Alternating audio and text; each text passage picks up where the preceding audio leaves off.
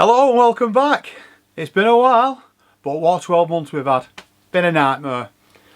Absolute nightmare. I'm just hoping to get back out on the hills soon, get some wild camping in. But in the meantime, I've been going out with my big camera, just been doing a bit of wildlife photography and things like that. A bit of landscape photography. Just getting me out the house really during my daily exercise. I did get a deer this morning, so I'll show you that now. See what I've been seeing while I've been out this morning. But I've got back to find that I've been tagged by a guy wearing a basque in the back of a camper van. Some things your eyes just can't unsee. Thanks very much for that, Tony.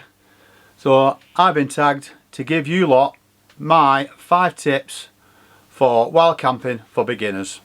So from the man cave, let's do it.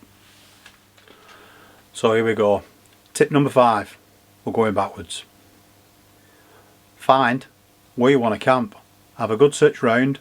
Google Maps on your phone, on your computer. Search round. Find out where you want to camp. Check to see if you've got parking available close by. Once you've decided on your spot, make sure you've got an OS map. Let's get these open. We'll have a look at them. So once you've picked a spot where you want to go wild camping, check it on the OS map. Check your route and how you're going to get up there. But also, always have a plan B. This is a real life example of what happened to me when I was planning to camp on Red Scree, and I got there and it was absolutely horrendous weather. It was full of snow, fog, low cloud. It just was not worth going up there. My plan B that day was Hallin Fell. I also run the maps alongside of the app on the phone on the View Ranger, which I think is absolutely brilliant.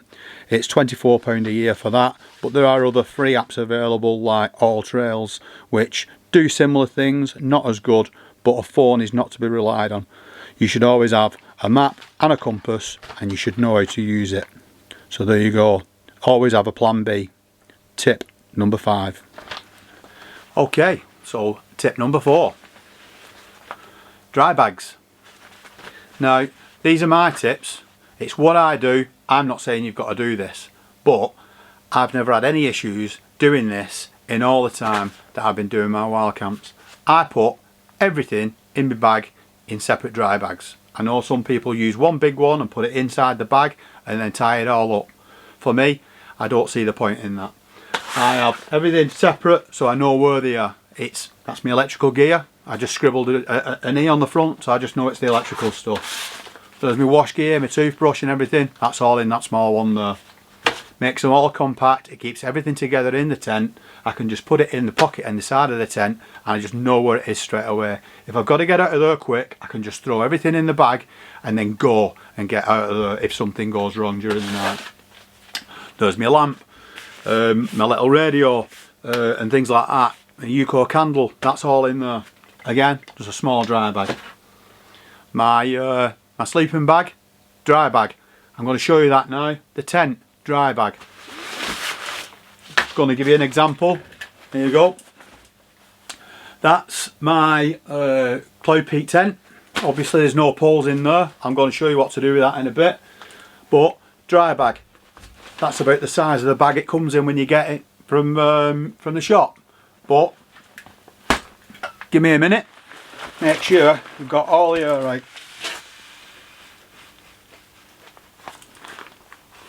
Before wrapping it up. There you go. That's the Cloud Peak. You can squash it into any shape you want so you can get it into your pack.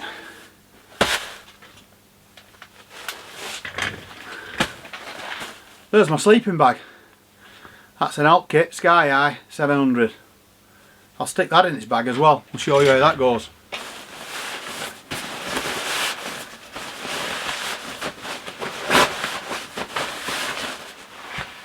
Get your knee in it. Push all that air out. So there you go. In that bag I've got my down booties in the bottom, my inflatable pillow and the sleeping bag you've just seen me putting in. All compresses to practically nothing. By putting them in the dry bags, you compact in everything and you can just get it all into the bag much better. My opinion, again. Like I said, some other people do it different ways. Each to their own though. There you go. Tip number 4. Use dry bags. Keep your gear dry, because you don't want to be getting anywhere and either your sleeping bag's wet or your dry clothes that you want to get into in the evening are wet too. That's going to be a disaster for you. So tip number 3, packing your bag. You don't want to be getting your sleeping bag out the top of your bag and then leaving it at the side while it's oofing it down with rain and your sleeping bag's just sat there getting wet while you're mulling about trying to find your tent and your bag. Your sleeping bag, your dry gear, you're not going to be getting it out of the bag until you get there, so put it in the bag first. Get it in the bottom of your bag, get it out of the way. I'll pack the bag up, I'll show you the things that I do. I know I pack my bag, and then I'll bring you back shortly. So there's my empty bag. The only thing I've got in there, if I'm doing a winter camp, I always take a small piece of foil. It's the ones with the foam on it. I think it makes a massive difference. Other people say it doesn't.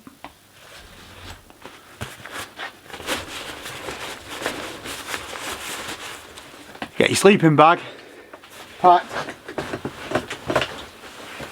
right down. Stuff it right into the bottom corners. Get it all moulded into the bottom end of your bag.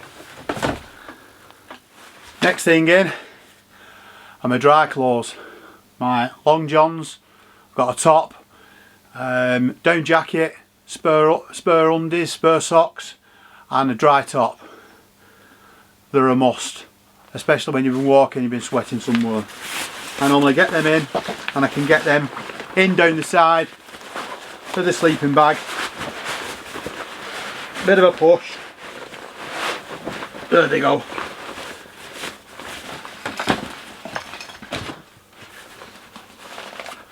Then my electricals go in. I put these down the back just where the bladder goes. Keeps them out of the way. I don't know exactly where they are. Jet boil, thermarest, and then my my Uco candle and my my lamp for me tented thing. A few other bits and pieces in there too. Then the drone.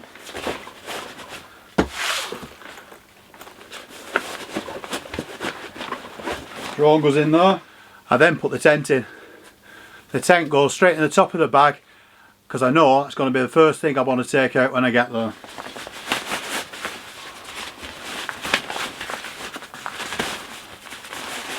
I've also got a bit of room just on the side there to put my food and a couple of like adventure food things in there, and a few bits of other bits and pieces. In the lid are all my essentials. There's my wash bag, that's where I keep that. Got a first aid kit, compass, things like that are all in there, right in the top where I can get to them straight away where I need them. What I do when I get my tent set up, I actually unclip the hood off the Osprey bag and I take that inside the tent, and then I can just leave the empty bag just in the vestibule at the front. So in the front pocket here I keep my sit mat and my table, and then my poles. I put the poles down the outside of the bag. And another top tip, whenever you put your poles or anything on your bag, even if you're packing your tent on the outside of your bag, always clip your string or part of it onto a carabiner, or put it through your clip before you're clipping that together. The idea is it's just going to be left hanging off your bag. You won't lose it. You won't get to wherever you're going and think, where did my tent go, where did my poles go? So it just keeps everything secure in your bag all at the same time. Okay, tip number 2. We're nearly there. Oh, oof, how heavy is that? Oh, oof. Don't get hung up on it. Really don't. Don't start weighing your bags. It's just not worth it. Unless you're doing a big coast to coast or some massive multi-day hike. You just don't need to. Pack what you want. You're probably going to put a pile of beer in it anyway after you've cut all your weight. So what was the point in cutting the weight?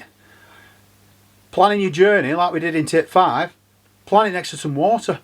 Take a water filter. You could save yourself 2 to 3 kilos in 2 to 3 litres of water.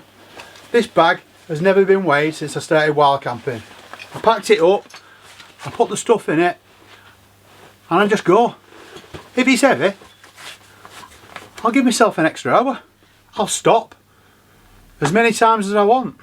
Even if I only walk 100 yards and stop and have a minute, sit down and then walk another 100 yards. Who's in a rush? I'm not. What's the point?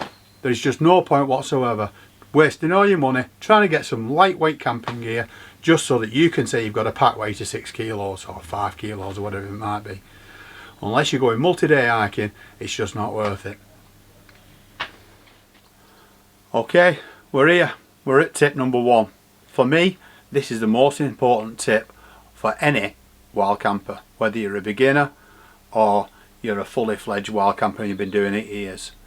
And without this tip, it's actually going to prevent a lot of us from going wild camping again, because they'll just ban it. Tip number 1, leave no trace. Cannot state that enough. If you're going to carry a bag to a camp and you're going to carry all the stuff that you've got in there, it's going to be lighter coming back anyway. Just take your shit home. It's as simple as that. People who carry the stuff in and leave it on the floor for somebody else to take out, it absolutely boils my blood.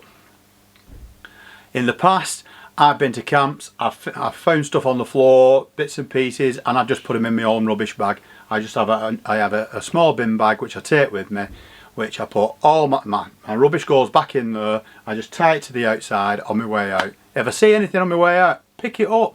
It's easy. It's not difficult, is it? You take your stuff in, you take it back out with you. It's behaviour breeds behaviour. More people tidy up and take the stuff out with them, more people will follow. More people who leave the stuff behind and leave the rubbish behind, then it's just going to get worse. Let's try and make it so there's nothing about anywhere. That's tip number 1, leave no trace. I recently, whilst I've been going out with my camera, stumbled across an absolute mess out in the fields. I went back a couple of days later. I'll show you a couple of pictures of it now. But I went back a couple of days later, a couple of bin bags, and I just cleaned it all up because it was absolutely disgusting. How anybody could leave anything like that is beyond me. But anyway, yeah, tip number 1 and the most important, leave no trace. So that's it. I hope you've enjoyed it. I hope we can all get out while camping soon and we can all enjoy the wonderful, great outdoors. Thanks very much for watching. If you enjoy the channel, please consider subscribing, commenting and liking any of the videos. Go back through the back catalogue and have a look at some of the wild camps that I've done in the past years. We've had some good times. Hopefully we'll be out again soon, so I'll see you all later. Thanks very much everybody. See you later.